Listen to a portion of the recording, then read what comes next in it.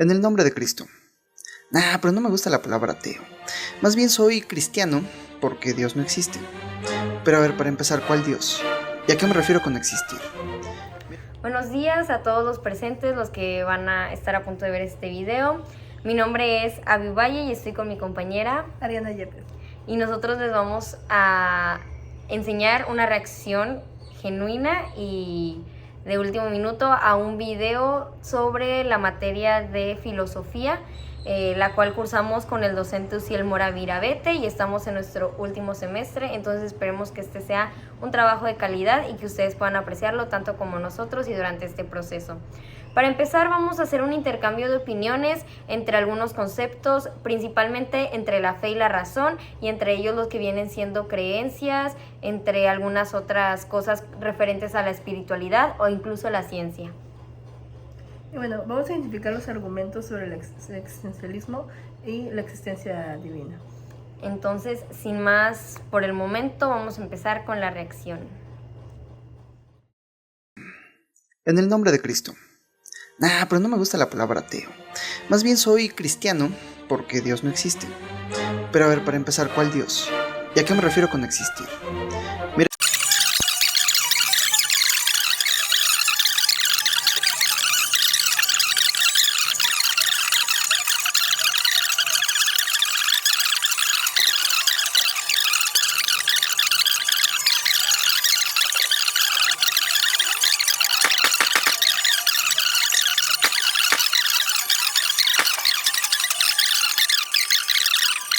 Queríamos comentar algo, y es que esta frase, bueno, aunque en realidad es muy conocida, que son como tiempos duros crean gente, ¿cómo se dice?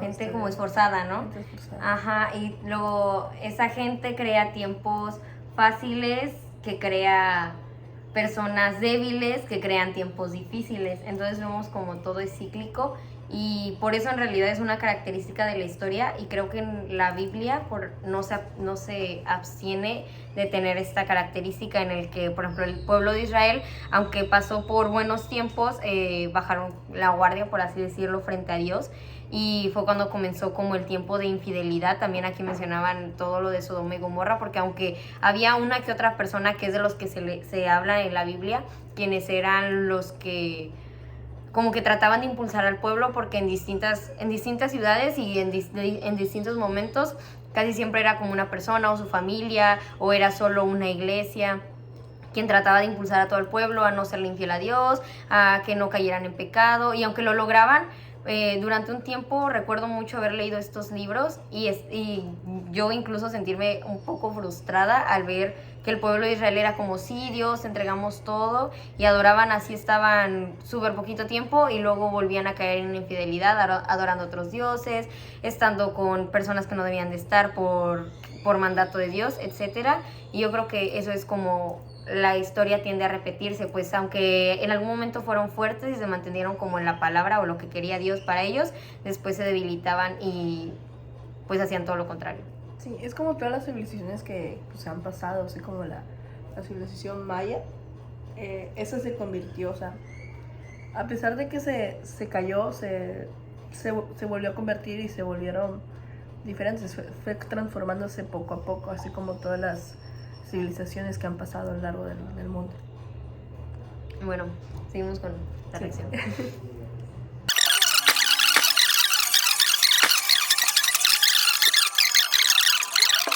Es la indiferencia de los ricos, el orgullo y la idolatría.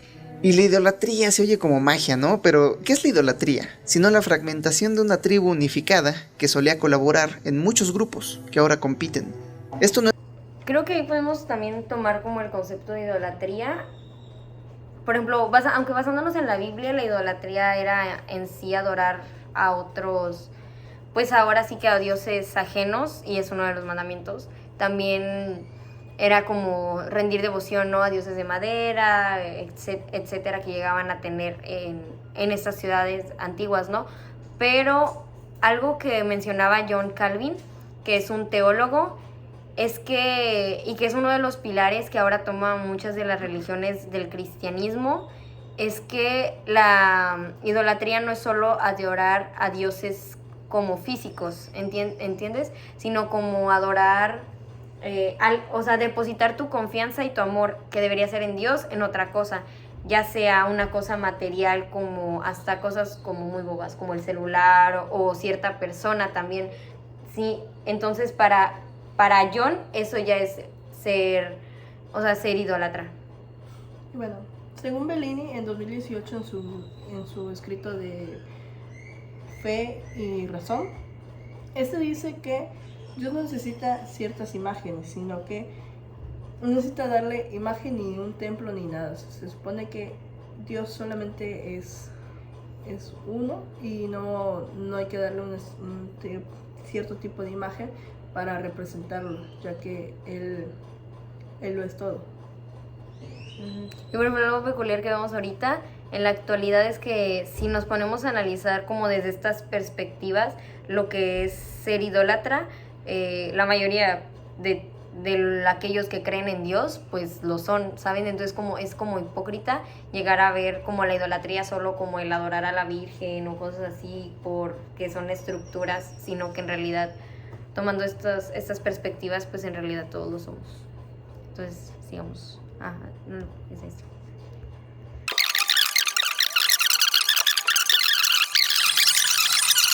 Toda la fuerza fundamental que según ellos de la forma. Es un bicho. Pausa. Vamos después de esta interrupción. Aunque aquí también quisiera mencionar, por ejemplo, en Proverbios, y algo que me quedé fue un comentario de la clase, que nunca dije porque no me dejaron hablar. Era que, por ejemplo, en Proverbios, ahí es donde porque el profe nos hablaba como la problemática de la fe y la razón. Y ahí fue donde yo tomé y dije, pues es que en realidad no hay problemática, porque por ejemplo, si nos basamos en la Biblia, uno de los libros que más, o sea, que habla literal, que todo es prácticamente fe, y justamente este libro que mencionaba en el video, que es Proverbios, justamente en Proverbios hay un versículo que es Proverbios 9, si no estoy mal, que creo que sí, Proverbios 9 algo, la verdad no me sé la cita correcta, pero que dice que el principio de la sabiduría es el temor a Jehová. Entonces, yo a veces llego a tomar o llego a referir el concepto de, bueno, no precisamente, pero de razón con sabiduría. Y precisamente este libro es el que más se menciona como la sabiduría es esto y aquel que es sabio. Y hay versículos muy famosos como el necio que calla aún entre es considerado sabio, cosas así, ¿no? Porque habla mucho de la sabiduría y uno de los principales versículos, que por ejemplo es Proverbios 9, dice que el principio de la sabiduría es el temor a Jehová, y ahí es donde podemos tomar como referente a otras citas que nos hablan como de que la fe, pues eso es lo que decía Albert Einstein, sí me acordé, Albert Einstein, que decía que la fe es solo...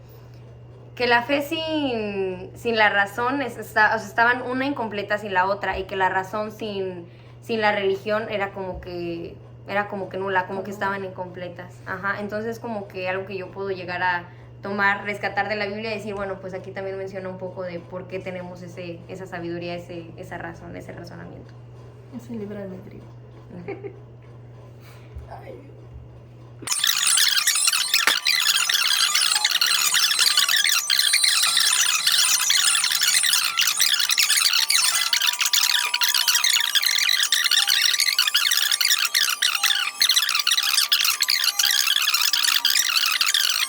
Y creo que también es como una corriente de pensamiento. Sí. O sea, que mucha gente, no estoy muy segura de cuál es, igual si la buscas, que es como como para tener una vida plena, primero hay que sufrir.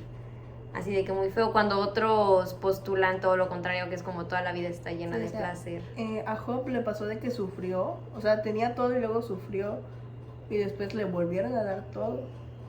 ¿Sí se lo volvieron a dar? Sí. No, perdón. Nuevos hijos, nueva esposa, nuevo ganado, nueva riqueza, nueva casa. E incluso le aumentaron más su riqueza. Pero todo estuvo muy feo. Bueno, sí, O sea, porque se habían muerto sus hijos, ¿no? También le dio lepra. le quitaron todo su ganado, hasta su esposa, y ese es un pasaje con el que me quedo mucho, que le dijo que ya le diera la espalda a Dios porque iban a regresar todas, así, a ver si así le regresaban todas sus cosas, que al final de cuentas su esposa no fue como, no se fue, pero sí se puso como en su contra por lo que creía. ¿Ese fue al final? Sí, al final sí fue. Pobrejo. Pero no sabía que era, ¿cómo se llamaba? Ese, pero es literalmente ese personaje. Y con eso yo me acuerdo de otra historia de la Biblia también, que platicaba, era de Oseas. Era que ¿sí te acuerdas, sabes quién es Oseas? Sí, su esposa le era infiel. Y él la iba a comprar cada vez que ella se iba de la casa y la compraba por monedas de plata. En Oseas, Oseas se casó con una prostituta. O sea, antes de conocerla, él la conoció siendo ya prostituta. Sí, y ayer es cuando hacían como referencia a la Biblia y como lo mismo que decían, o sea, que se iba haciendo más lejos, es como todo tiene una razón pero al final de cuentas como que es una perspectiva muy fea de ver las cosas, aunque todo sí vaya a tener una razón ¿no?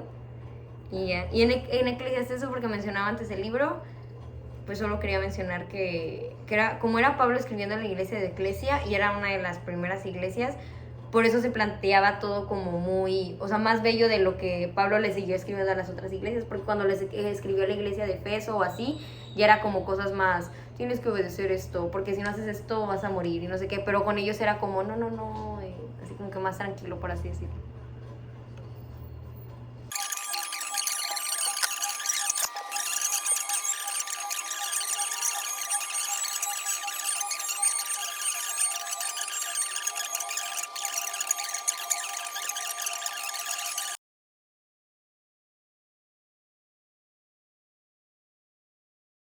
Bueno, es que algo que también dice como el cristianismo es que eres hijo de Dios hasta que crees en Él, ¿no? Sí. Y que todos somos en realidad como creación de Dios. Todos somos imagen y semejanza de Dios. Ajá, pero no eres como su hijo. Bueno, eso es lo que más como me han dicho a mí. Y ya.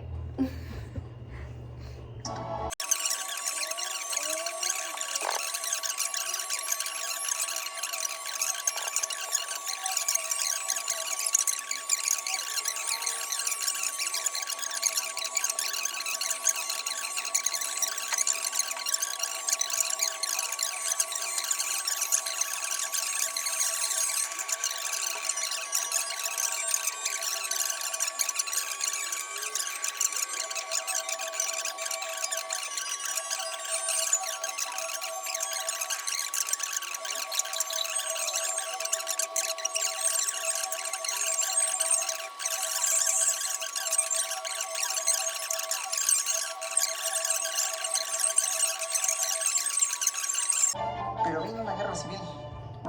Ay, ahora sí ya tengo una opinión que dar después de tanto video. Dos cosas que puedo rescatar como, más que todo de la última frase, como de que, por ejemplo, ellos elegían la fe en vez de salvarse, aunque no era un precio tan caro.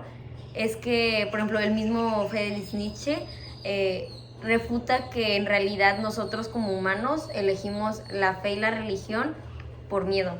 Porque si en realidad tú te vas más a la razón y la ciencia, ya no hay quien fundamente distintas muertes, como peleas, como lo que decíamos de Job, ya no hay como un plan detrás de todo lo malo que te pase o todo lo bueno que te pase, y entonces prefieres decir como no, seguramente es Dios obrando en mi vida y haciendo esto como por mí, etcétera, entonces no hay ningún problema.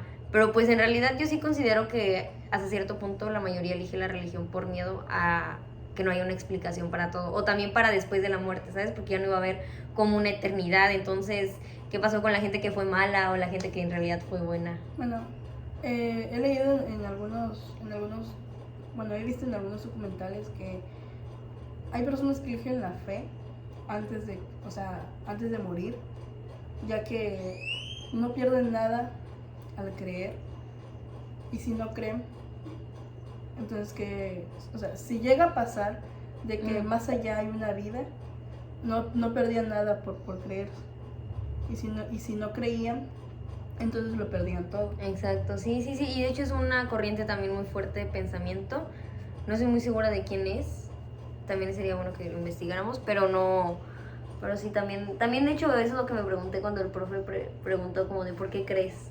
Porque es la vida eterna, ahí sí yo me quedé. Es que no pierdes nada por creer, Pero si no crees, Pero pierdes sí, la vida eterna sí, y es tampoco como... crees que eres la vida eterna. Sí, entonces como lo más feo. Ay, ahorita me acordé de algo más, pero se me olvidó. Entonces, vamos a ir.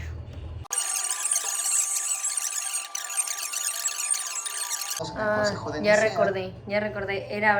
Quería mencionar sobre, por ejemplo, las ramas del cristianismo, porque algo en lo que luego a mí me cuesta es en diferir cuando llegan a mencionar incluso en clase, como de que no es que el cristianismo es esto y si, no sé, si no conocías un pecado, no estás haciendo nada malo, etcétera. Cuando para mí, como los pilares que me han enseñado en el cristianismo, que es como más que todo algo cristocéntrica, evangélica, como que así, ¿no? Lo que yo creo, pero pues obviamente hay iglesias del séptimo día y los que son pentecostales, o sea, son como que, y todos tienen diferentes principios. Entonces, como que yo siento que en este punto de la historia fue cuando se empezaron a dividir como las diferentes. Ajá, y fue lo que decía de hacer como que todo contrario a lo que era la Biblia, o sea, lo que se hacía al principio. Y algo que también me costaba mucho entender era como el judaísmo, y sé que es como medio bobo, pero el cristianismo eran distintos, porque para mí era como, pero si estamos leyendo la Biblia, pero pues ellos se basan todo en el Torah y todo eso ya lo entendí mucho más adelante, pero para mí era como que cierta complicado porque ellos son la iglesia escogida y nosotros somos como los que se les añadieron, ajá, y era como que feo verlo así de esa hasta cierta.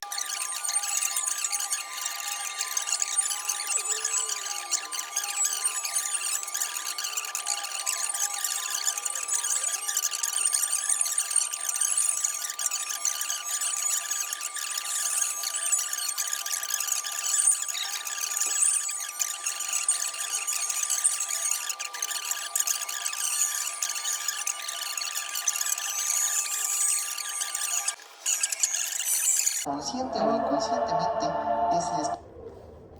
Bueno, quiero mencionar una cita de Jean-Paul Sartre en 1995 a 1980. Este planteó que la conciencia humana está dividida entre el ser en sí, lo que simplemente existe como un objeto, y el ser para sí. O sea, la conciencia que se interroga a sí misma. Este se podría ubicar en dos dimensiones. O sea, este actúa de un puente entre lo que somos y lo que queremos ser. Ya, como poquito, está como confuso. Es que como que todo esto de hablar de un ser o de un consciente e inconsciente que hay como en los procesos como humanos, ya sea de manera cognitiva o incluso de manera pues normal, siento que siempre es algo que se han planteado pues los primeros filósofos, es algo que fueron evolucionando. Yo lo que puedo rescatar de esta última parte es que pues algo que vemos y ha funcionado hasta la actualidad, que de todo van a sacar negocio, y es algo que siempre dicen como de gente, de todo hay negocio, hasta de fiestas, de celebraciones, de días así como hasta de días patrios siempre va a haber negocio, ¿no? Y siento que la religión no se queda fuera de esto. Yo voy a tomar en este caso la opinión de Marx, que es un economista que hemos mencionado en a lo largo de distintas materias que abordamos también nosotros como grupo, pero es que él citaba que en realidad la religión era el podio de la economía, pues, ¿cómo se dice? Pues de se sacaba provecho, y hasta cierto punto era una forma en la que la iglesia podía no solo monetizar, sino tener controlado hasta cierto punto la economía y a la población. Y eso es como algo que me llamó la atención desde el principio del video, porque en realidad cuando hablas de las reglas que se fueron poniendo, antes eran como sus leyes, porque ahora pues nosotros tenemos nuestras leyes de lo que es legal o lo que es ilegal, pero si en ese entonces no las sabía, hasta cierto punto eso fue la forma en la que se pudo tomar control de la población, evitando guerras, evitando diferentes cosas. Y es como mencionabas al inicio, o sea, se mencionaba al inicio que era como distintas religiones o distintas mitologías decían diferente cosa. Por ejemplo, los griegos decían que era un dios de la guerra, que se imponía, etcétera, y los cristianos era como, bueno, no hay guerras y todos seguimos en la paz de Dios, etcétera. Y con esta misma pausa vamos a tomar la intervención de una persona. Es un pariente mío, es mi hermano, y pues su perspectiva va a ser muy relevante para mí, ya que con él he platicado muchos temas referentes a la religión, a la fe, y pues también como hemos crecido particularmente en cierta religión, nos puede ayudar como su punto de vista. Y sin más que mencionar, le doy la bienvenida a Yael Uvalle. Bueno, preséntate. Hola, profe, estoy medio ronco, pero pues ya me conoce. Soy Yael Uvalle, pues yo quiero apoyar el video dando mis perspectivas, mis opiniones y también citar autores que yo conozco. Y bueno, pues... Sin más que agregar, seguimos con el video desde donde lo dejamos, teniendo su participación aproximadamente de 10 a 15 minutos.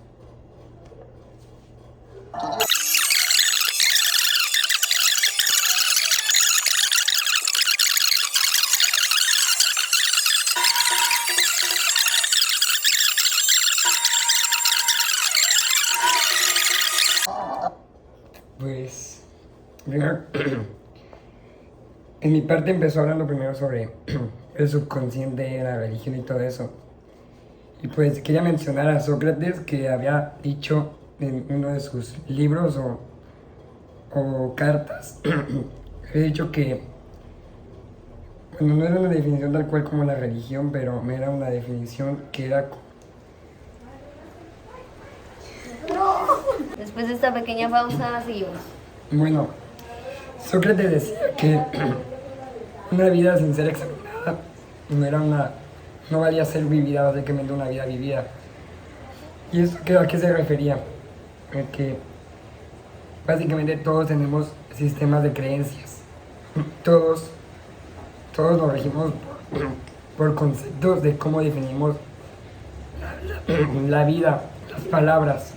Sí, pero como para apoyarle un poco, Sócrates más que todo hablaba de que ninguno de nosotros podía definir la religión de la misma manera. Desde los pensadores antiguos hasta ahora, creo que, y sí se fundamenta mucho, para empezar, el creer en algo simplemente es un apoyo psicológico. Creas simplemente en la ciencia, creas en un dios, creas en otro dios, etcétera, porque pues las distintas religiones, como ya lo hemos mencionado, que se han modificado a lo largo de la historia, pues han sido como nuestros pilares para mantener esa estabilidad de conciencia en que siempre hay un porqué y una razón, que es lo que mencionábamos antes Ariana y yo también justamente. Pero Sócrates afirmaba que ¿cómo se dice? Que cada uno, dependiendo de lo que haya vivido a lo largo de su vida, era como iba a poder definir. Entonces, por ejemplo, si yo he tenido un encuentro con tal religión y con tal un acercamiento como a ese mundo espiritual, yo lo iba a definir de cierta manera. Y Ariana lo iba a definir de otra manera. Perdón, interrupción, pero a lo que me refería era que cada uno, nadie podía, al final, como en pocas palabras, nadie podía definir su concepto de religión o de espiritualidad, porque al final de cuentas era una relación que iba a tener cada uno con ese ser divino al que tal crea. Entonces muchas veces no vas a poder definir tu religión por una experiencia que tuviste en alguna iglesia, etcétera, pero sí por cómo tú interactúas con aquello en lo que crees. Y bueno, quiero mencionar que el budaísmo menciona, dice, lo que sientes es lo que te conviertes, lo que sientes es lo que atraes y lo que imaginas es lo que eres. Entonces eso quiere decir que, más que nada, dependiendo de las creencias que tú tienes, es en lo que te basas. Y en lo que, ahora sí que lo que aplicas como en tu día a día, ¿no? Y eso es algo que vemos, por ejemplo, en el mundo de las energías y los chakras, que no estoy muy informada de eso, pero pues predican prácticamente lo mismo, como de que si tú piensas algo, en eso te vas a convertir y eso vas a hacer. Sí, igual que el zodiaco. Sí, la astrología. Yo creo que nuestras creencias muchas veces tienen cierta verdad, pero no tienen toda la verdad. ¿A qué me refiero con esto? Que son verdades a medias. De cuenta, nosotros nos convertimos en lo que pensamos o en lo que sentimos, sí, pero no siempre. No siempre nos convertimos en lo que pensamos y no siempre nos convertimos en lo que sentimos. Tampoco no siempre nos convertimos en nuestras circunstancias. Todo eso conforma nuestro ser, pero no va a definir a nuestro ser. ¿A qué me refiero con esto? Que muchas veces también el libre albedrío también define lo que nosotros somos, nuestras decisiones. También nuestras cosas inconscientes y nuestras cosas conscientes. Pero yo creo que nuestro entorno físico es lo que más define. Porque según investigaciones Neuronales. neurológicas, Neurológicas. hace que nuestro entorno, hace que nosotros pensemos relacionados a nuestro entorno. Y eso hace que nuestros pensamientos bueno, es que hay dos circunstancias. Cuando nuestros pensamientos definen nuestras emociones y cuando nuestras emociones definen nuestros pensamientos. Según en el libro mencionado, Me deja de ser tú, habla sobre que puedes vivir de esas dos formas, pero la mayoría de personas, entre el 80 y 90% vive con las emociones. Es que no puedo hablar. Bueno, se permitían risas, ¿verdad? Es que tampoco me apoya. El 90% de la gente vive así, Vive emocionalmente. emocionalmente. Y por eso la filosofía que mencionaba mi compañera es más acertada, pero no significa que sea totalmente cierta. Ok. Ya. Es como una probabilidad. Como una verdad a medias. Y también hablando del video, mencionaba sobre la economía que es en la Biblia, no sé si tú le prestaste atención, que se definía como el amor al dinero es era el principio de principal. todos los Exacto. males. Jesús habló en Mateo 23, según yo, si no estoy mal, dijo que el que es rico se vuelve más rico y el que es pobre se vuelve más pobre. Pero no exactamente lo dijo así. Dijo, más cualquiera que tenga se le dará más y tendrá abundancia, más el que no tiene, aún lo que tiene se le será quitado. Y Jesús lo refería con, creo que según yo estaba en la parábola de la semilla. Ajá. Y se refería, muchas interpretaciones lo toman económicamente. Y habla sobre que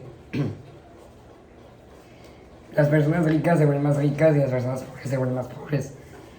Esto nos ha de ver sobre la inflación. ¿Por qué las personas pobres no pueden casi siempre sobresalir en la vida?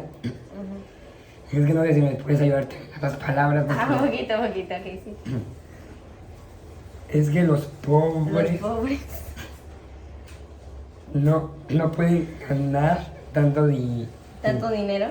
Ya que siempre la inflación va subiendo. Pues es como la teoría que hasta hay en la actualidad de que el rico se vuelve más rico y los pobres se vuelven más pobres, precisamente porque los ricos, pues al final de cuentas tienen herederos que se van a seguir volviendo ricos y así, ¿sabes? Como consecutivamente, mientras los pobres simplemente van a seguir teniendo hijos pobres, criándose en escuelas pobres y en barrios pobres. Con pensamientos pobres.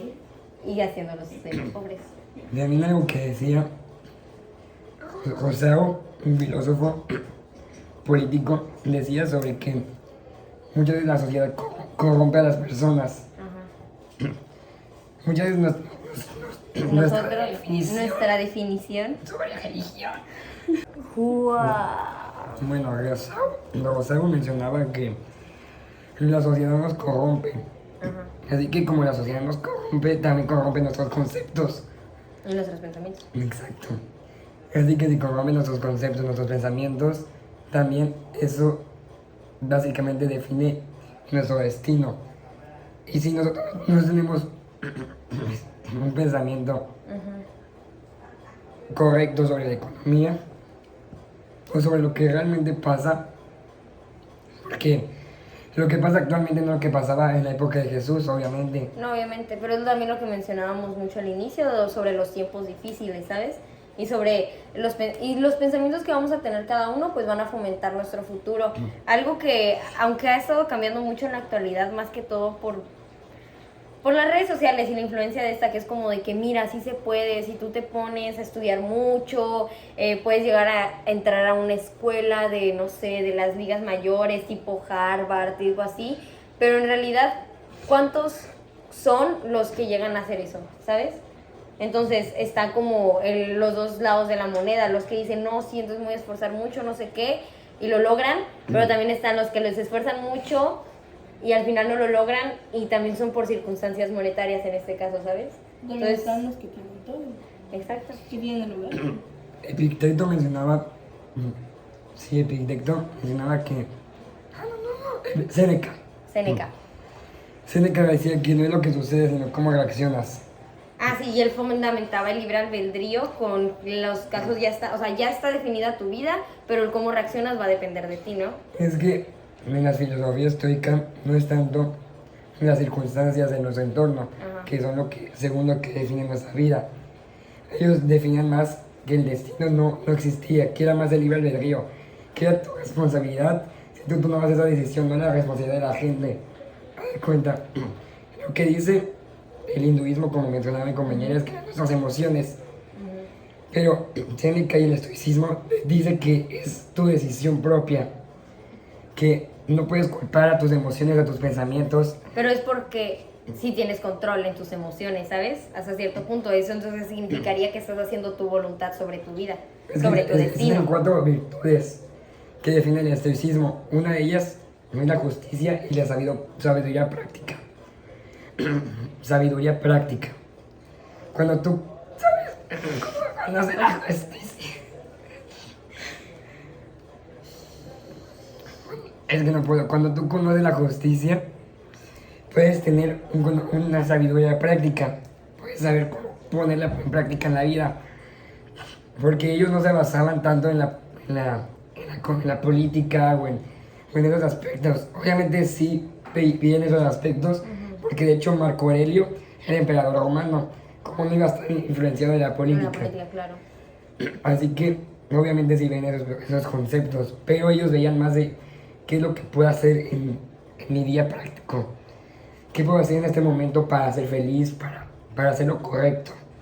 Ellos veían no mucho sobre si la economía iba a crecer, si la economía iba a Sino bajar. que vivían como el presente, ¿no? Exacto. Que era también algo que llegamos a mencionar hasta cierto punto de nuestro análisis, porque era, por ejemplo, en el video lo comparaba con Job, que era como él fue sacrificado y al final se le recompensó. Pero siento que hasta cierto punto este fundamento es más que todo como vive el presente, sin esperar tampoco una recompensa, ¿sabes? Sino tratando de ser feliz, pero también haciendo lo correcto, porque al final hacer lo correcto hasta cierto punto te hace... Dale. ¿Qué estaba mencionando? La filosofía de vivir el presente. El mindfulness, actualmente conocido así, es vivir el presente. Muchos estoicos decían que lo más importante es estar en el presente. No exactamente lo decían así, pero decían que tus reacciones o tus pensamientos acerca de una circunstancia es lo más importante. Básicamente que si alguien te dio una cachetada, lo más importante no es lo que pienses, sino cómo reaccionas. Si se la devuelves, no si te controlas. Ellos también fomentaban mucho la templanza. La templanza es el dominio propio que a veces se conoce en la Biblia. El dominio propio mencionado en la Biblia es nuestra facultad de controlarnos a nosotros mismos. Así que, básicamente, si tú tienes control sobre ti mismo, las demás personas no pueden influir en tu vida. Porque tú... Y los demás factores tampoco. Exacto. Y te riges más por tus pensamientos que por tus emociones. Yo como había mencionado, el 80-90% de las personas Vive por sus emociones. vive por sus emociones y por el subconsciente o por el inconsciente, que es lo que mencionaban. Pero si te riges por tus pensamientos, estás siendo consciente. Si te riges por la conciencia, por la razón, como los estoicos decían. De hecho, Sócrates mencionaba que ser monósico. ¿Monóstico? Ah, ok. Monósico, es que no puedo pronunciar la G bien. Monósico era odiar la razón. Y si odiabas la razón, era la peor cosa que te podía pasar más que la muerte.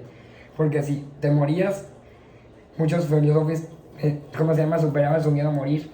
Cuando a ellos no les importaba si se morían mañana o si se morían hoy, porque ellos disfrutaban el presente. Porque ellos decían que yo ya viví lo vivido hoy, y lo que pase mañana es lo que pase mañana, lo que pase en un futuro es lo que pase en un futuro. Ellos se concentraban más en el presente. Y decía que odiar la razón era lo peor que te podía pasar. Y referente a eso, justamente también Sigmund Freud, ajá, Sigmund Freud mencionaba mucho que la religión muchas veces es también como una forma de encontrarle como una escapatoria, ¿sabes? A eso y a la razón. Precisamente él también mencionaba un poco la razón, no tanto como Friedrich Nietzsche, que él sí decía que literalmente la religión era como huir de aquello que nos condena. Entonces era como era menos tenebroso seguir a Dios que seguir como la ciencia en sí, y que darte cuenta que lo que te está pasando no es un acto divino, sino que es circunstancias de la vida. Yo también tengo como una objeción de las interpretaciones que le hacen al filósofo Friedrich Nietzsche, porque muchas veces hay muchas frases que se malinterpretan porque el contexto es como la Biblia. En la Biblia muchas veces sacas los versículos como Levítico, que dice cualquier cosa que pisares será tuyo, pero no se refiere que lo que pides será tuyo, Sí. sino que se refiere que en ese entonces había la tierra prometida. Ajá. Y lo que le decía Dios a su pueblo era que ellos van a tener la tierra prometida. Y no se refiere a que cuenta que si vas a pensar una chava, va a ser tu chava, sino que se refiere que en ese entonces era, ¿cómo se llama?, la promesa de Dios. Sí, era pues también su momento como histórico, ¿no? Sacaba actualidad al de Y las interpretaciones de Friedrich Nietzsche también son muy parecidas, porque una interpretación que dijo, una frase que él dijo que es Dios no existe, pero no se refiere a que Dios no exista. Ajá. Porque él nació en un ambiente cristiano y todo eso.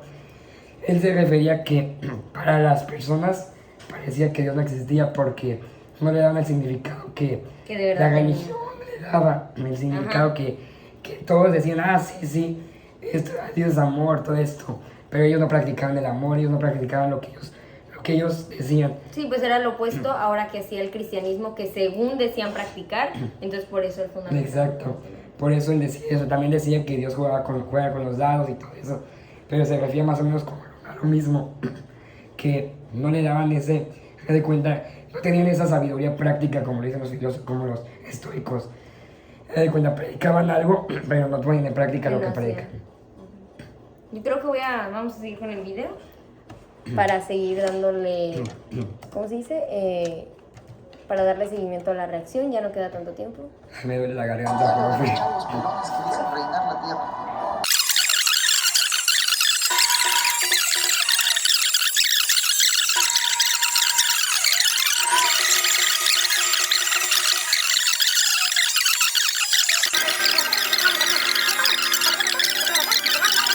Pues yo pienso que lo que digo es verdad. Por eso tengo un primo, sin no mencionarlo ahí, tal vez no tenga un libro o algo así, pero voy a mencionar su opinión. Mi primo se llama Josué Valle. Él tiene una página en Facebook que se llama No Comparto Religión, porque él no ve el cristianismo como una religión, porque la religión, como ya vimos, hay muchas definiciones. Así que él ve el cristianismo como lo que mencionaba él, el cristianismo primitivo, como el amor verdadero que nos dirige al cristianismo. Y como ya mencionaba, pues el autor de acá, el del video, que decía que el cristianismo se fue ir desviando, como yo dije anteriormente, que la religión también se fue ir desviando, porque ya lo que decían ya no era lo que hacían. Es diferente decir y hacer. Por eso los estoicos decían que la sabiduría práctica era lo más importante, porque podías predicar sobre muchas cosas, decir quién sabe qué, tienes que hacer esto, tienes que hacer lo otro, pero si tú no lo ponías en práctica, era como un mentiroso básicamente, como un perro que vomitaba porque solamente dabas tu opinión pero no lo hacías tú. Bueno, y con esto terminamos como tu intervención. Muchas gracias por participar con nosotros, nos ayudaste mucho a fundamentar las opiniones en nuestro video, incluso para ver las cosas de una perspectiva diferente. Y espero que también haya sido de ayuda para todos ustedes. Y para finalizar daremos mi compañera y yo una conclusión, pero eso sería todo por tu parte. Muchas gracias, Yael. Muchas gracias. Bueno, en conclusión por nuestra parte, nos pareció un video bastante interesante, algo complicado no de ver, o más bien dicho yo no lo veo así, pero sí como de entender, porque al ser tanta información, creo que, al crecer, Información. ajá, mucha de ella la logramos entender porque hemos crecido con ella, creo, así como todo normalmente, porque la mayoría ha conocido como esas historias, pero mucha otra que ya eran como corrientes de pensamiento y fundamentos como alternos a lo que nosotros conocemos en nuestra vida diaria, ya fueron como cosas que sí como que, por así decirlo, te abren los ojos y te dejan como pensando muchas cosas en las que tú creías o no creías, o incluso en las cosas que puedes dejar de creer o que pueden cambiar en tu futuro, o cómo estas llegan a, pues, a modificar tu forma de ver la vida diaria. Sí, bueno, para concluir mi parte, yo creo que el hombre es libre de elegir, pues, de lo que quiera creer. O sea, Carl Jung menciona que el hombre es condenado a ser libre. Entonces esto da a entender que al parecer tiene un libre albedrío, pero no se ve ligado a otras cosas como es la religión, las creencias, los tipos de religiones que hay alrededor de todo el mundo, y pues más que nada su forma de ver las cosas. Entonces creo que eso sería todo por nuestra parte. Muchas gracias por vernos y escuchar hasta el final, y pues nos vemos en un siguiente análisis de videos. Adiós.